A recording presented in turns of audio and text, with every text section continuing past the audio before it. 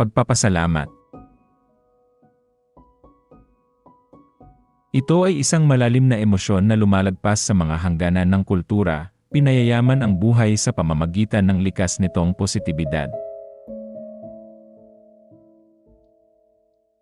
Sa kaibuturan nito, ang pagpapasalamat ay ang tunay na pagpapahalaga at pagkilala sa mga biyaya at kabutihan na natatanggap natin mula sa iba at mula mismo sa buhay.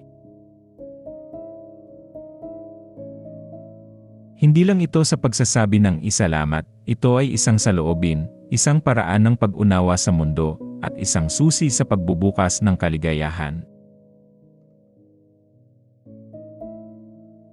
Maraming pag-aaral ang nagpapakita ng kahanga-hangang epekto ng pagpapasalamat sa ating kagalingan. Ang regular na pag-insayo ng pagpapasalamat ay nauugnay sa pagbawas ng stress, pagpapabuti ng tulog, pagpapataas ng tiwala sa sarili, at pagtaas ng katatagan.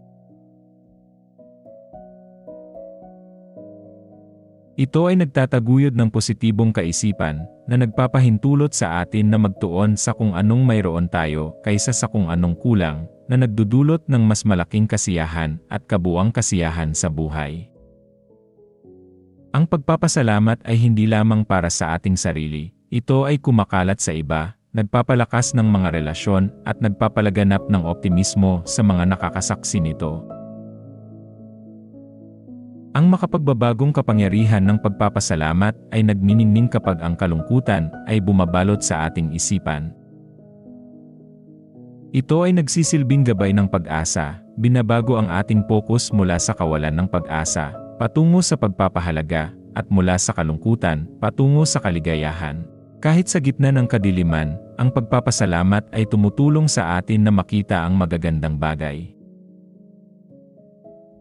Ang pagpapasalamat ay isang mahalagang regalo na nagpapayaman sa ating buhay at sa iba. Ang pagyakap dito ay nagdudulot ng masaganang pamumuhay, positibong nakakaapekto sa ating kagalingan at nagpapalaganap ng init at liwanag sa mga nakapaligid sa atin. Ating pahalagahan ang kapangyarihan ng pagpapasalamat at hayaan itong baguhin ang ating buhay para sa ikabubuti nito.